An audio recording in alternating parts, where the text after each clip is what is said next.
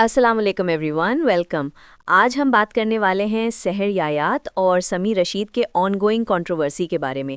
लेकिन इस दफ़ा सिर्फ कहानी सुननी नहीं है, बल्कि थोड़ा दिमाग से भी सोचना है, क्योंकि जो कुछ इस वक्त हो रहा है वो सिर्फ एक सिंपल ब्रेकअप नहीं लगता, बल्कि ये लोगों की सोच को कंट्रोल करने का एक खेल भी हो सकता है। सबसे पहले एक बेसिक बात समझ लो कि सोशल मीडिया पर जो कुछ दिखाया जा रहा है वो पूरा सच नहीं होता, बल्कि अक्सर वो सिर्फ दो मुख्तलिफ कहानियां होती हैं जो अपनी अपनी तरफ से लोगों को कन्विंस करने की कोशिश कर रही होती हैं। अगर हम समी रशीद की साइड देखें तो वो अपने आप को एक काम, शरीफ, नॉन अब्यूजिव और मिसअंडरस्टूड इंसान के तौर पर प्रेजेंट करता है। वो ये कहता है कि उसने डिवोर्स नहीं दी, बल्कि खुला लिया गया। और वो ये भी क्लेम करता है कि उसने कभी हाथ नहीं उठाया। सुनने में ये सब काफ़ी क्लीन और सीधा लगता है, लेकिन जब आप थोड़ा गौर से देखते हो तो कुछ कॉन्ट्रडिक्शंस नज़र आती हैं। जैसे वो कहता है कि वो कंट्रोवर्शियल बंदा नहीं है, लेकिन फिर भी खुद लाइव आकर अपनी साइड एक्सप्लेन करता है।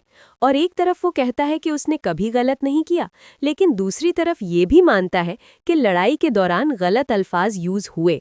इसका मतलब ये हो सकता है कि एक तरफ वो अपनी इमेज बचाने की कोशिश कर रहा है और दूसरी तरफ कुछ बातें एक्सेप्ट भी कर रहा है।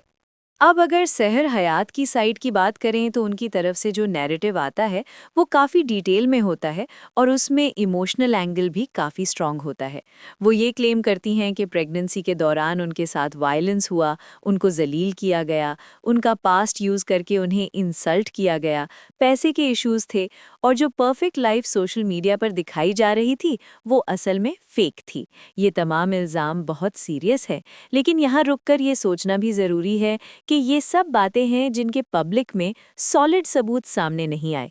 और जब कोई साइड इतनी स्ट्रॉन्ग और इमोशनल स्टोरी प्रेजेंट करती है तो उसे बिना सोचे समझे मान लेना भी सही अप्रोच नहीं होता।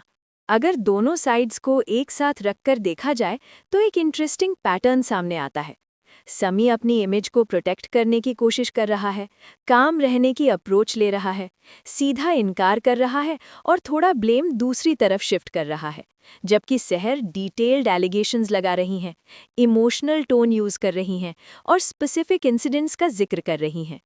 सिंपल अल्फाज में कहा जाए तो दोनों अपनी अपनी कहानी को स्ट्रॉन्ग बनाकर पेश कर रहे हैं। यहाँ सबसे अनकंफर्टेबल रियलिटी ये है कि अक्सर सच ना पूरी तरह एक साइड होता है और ना ही पूरी तरह दूसरी साइड। दोनों तरफ कुछ ना कुछ रेड फ्लैग्स भी नजर आते हैं। समी की साइड पर बहुत ज़्यादा क्लीन इमेज दिखाना, स्टेटमेंट्स में थोड़ी कॉन्ट्रडिक्शंस, खुद को विक्टिम पोर्ट्रे करना और कभी-कभी टोन का अग्रेसिव हो जाना सवाल उठाता है। जबकि सहर की साइड पर हेवी एलिगेशंस का होना, पब्लिक प्रूफ का ना होना, सिर्फ एक साइड की स्टोरी का होना और इमोशनल टोन का ऑडियंस को स्ट्रांगली इन्फ्लुएंस करना भी एक कंसर्न है। सबसे इम्पॉर्टेंट बात जो लोग मिस कर रहे हैं वो ये है कि ये इशू सिर्फ ये नहीं है कि किसने क्या किया, बल्कि असल बात ये है कि कौन अपनी बात ज़्यादा स्ट्रॉन्ग तरीके से लोगों तक पहुंचा रहा है। क्योंकि सोशल मीडिया पर अक्सर सच नहीं जीतता, बल्कि वो नैरेटिव जीतता है जो ज़्यादा पावरफुल और कन्विंसिंग लगता है। बेटी वाला इशू इस पूरी कंट्रोवर्सी का सबसे सेंसिटिव हिस्सा है, जहां एक साइड कहती है कि मिलने नहीं दिया गया, जबकि दूसरी साइड कहती है कि कांटेक्ट ही नहीं किया गया। दोनों बातें एक साथ सच नहीं हो सकती, इसलिए या तो कम्युनिकेशन बिल्कुल टूट चुकी थी या फिर कहीं ना कहीं बात को बदल कर पेश किया जा रहा है। पब्लिक रिएक्शन भी इस कहानी का एक इम्पॉर्टेंट पार्ट बन चुका है, क्योंकि सहर की वीडियो के बाद लोग समी के इंस्टाग्राम पर जाकर उसे ट्रोल कर रहे हैं और कमेंट्स में अकाउंट नंबर भेजो, ज़कात भेज देते हैं जैसी बातें लिख रहे हैं या फिर सिंपैथी मांगने का इल्ज़ाम लगा रहे हैं। इसका मतलब ये है कि पब्लिक ने बिना फुल ट्रूथ जाने एक साइड चूज कर ली है, जो कि सोशल मीडिया कल्चर का एक कॉमन पैटर्न है। अगर ऑनेस्टली न्यूट्रल होकर देखा जाए तो ये क्लियर लगता है कि ये रिलेशनशिप हेल्दी नहीं था। दोनों तरफ इश्यूज थे और अब दोनों अपनी अपनी कहानी को स्ट्रॉन्ग बनाकर प्रेजेंट कर रहे हैं।